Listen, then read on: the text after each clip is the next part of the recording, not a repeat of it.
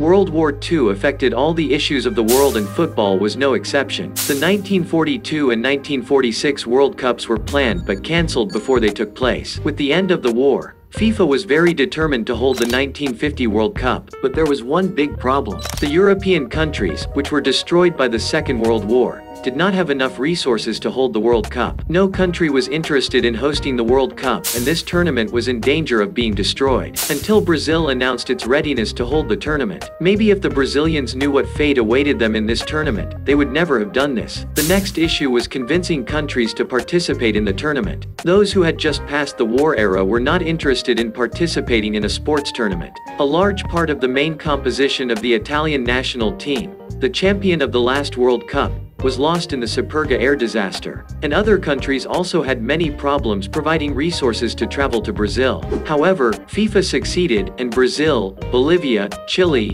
Mexico, Paraguay, Uruguay, and the United States were from the American continent. England, Italy, Spain, Scotland, Sweden, Switzerland, Turkey, and Yugoslavia from the European continent. And India is the only representative of the Asian continent in these competitions. To increase the number of games and increase income, Brazil proposed a new format for holding the tournament. The teams were divided into 4 groups of 4 teams, and the winner of each group advanced to the final group stage, including 4 teams. And finally, the winner of the final group was the champion of the tournament. Teams were awarded 2 points for each win and 1 point for a tie. FIFA initially opposed this format, but Brazil threatened that otherwise it would not host the tournament and forced FIFA to accept it. In this way, this is the only World Cup without a final in history. Before the preliminary draw, Scotland and Turkey withdrew from the tournament. FIFA asked Portugal, Ireland, and France to fill their vacancies. This invitation was only accepted by France, and they were added to the draw for the preliminary stage.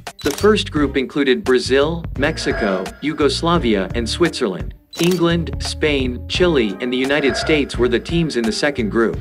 Sweden, Italy, Paraguay, and India formed the third group, and in the fourth group, there were 3 teams: Uruguay, France, and Bolivia. After the draw, India and France withdrew from the competition, and considering that there was not enough time to invite alternative teams or redraw, the competition was held with 13 teams, while there were only 2 teams in Group 4. The opening game of the Cup was held between Brazil and Mexico, and they took the first step powerfully with a high-scoring win. The Brazilian team was very prepared and, considering the host, gave all their strength to win the championship. In the first group, Brazil managed to advance to the final stage with 5 points. England was in the second group, known at that time as the Kings of Football. This was their first appearance in the World Cup, and everyone expected a comfortable promotion from them. Their second game was against the American team, all of whose semi-professional players were busy with other jobs. They were teachers, hearse drivers, dishwashers, and letter carriers, and they had only practiced together for 1 session. Everyone considered the Kings of Football to be the definitive winner of this game. "We have no chance," USA coach Bill Jeffrey told the press before the game. He also likened his players to sheep ready for slaughter. But football showed its unpredictable side, and England lost 1-0 to America to show that this cup is not an ordinary World Cup from the beginning.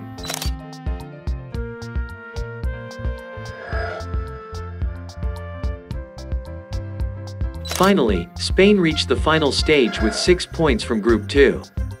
With India's withdrawal, there were only 3 teams in the third group. Italy, the defending champions who lost many of their main players, could not have a successful show, and finally, Sweden reached the final stage. Uruguay had the easiest job to reach the final stage. In their 2-team group, they had only 1 game against Bolivia, and they destroyed them with a result of 8-0. The final stage began with the participation of Brazil, Spain, Sweden, and Uruguay.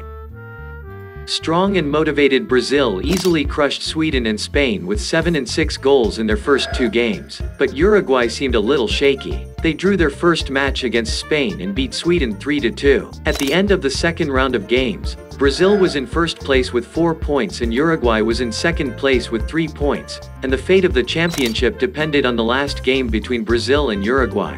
The public and the press, who had not learned from the prediction of the match between England and the United States, started the controversy again. Brazilian newspapers announced the victory the day before the game. The names of Brazilian players were engraved on 22 gold medals. The mayor of Rio de Janeiro gave a speech on the day of the game. You, players, who in less than a few hours will be hailed as champions by millions of compatriots. You, who I already salute as victors. The anthem, Brazil os Vencedores, was made for the championship of Brazil. From the morning of the game, carnivals were formed in the streets of Rio de Janeiro to celebrate the championship. Unlike Brazil, Uruguay was never in good shape. Moments before the game, Uruguay coach Juan Lopez informed them that the only way to survive against Brazil's powerful attack line was to defend. After he left, Uruguay captain Varela stood up and said, "Little John is a good man, but today, he is wrong. If we play defensively against Brazil, our fate will be no different from Spain or Sweden." And then he gave an emotional speech. These talks played an important role in the outcome of the game.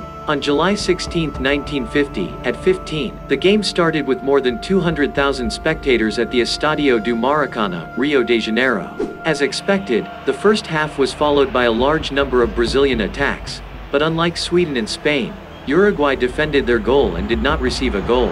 But just 2 minutes into the second half, Friaca scored Brazil's first goal. Now the championship was closer than ever to Brazil. The Maracanazo stadium exploded with excitement. Varela picked up the ball and took it to the center of the field and shouted to his team, "Now, it's time to win." Uruguay took control of the game and their attacks exposed the weakness of the Brazilian defense. Juan Alberto Schiaffino managed to tie the game in the 66th minute. There was no disaster yet. Brazil would have won the championship with a draw. But in the 79th minute, the most bitter incident in the history of Brazilian football happened. Alcides Gigia took a slow shot toward the Brazilian goal and the ball crossed the goal line under the hands of Barbosa.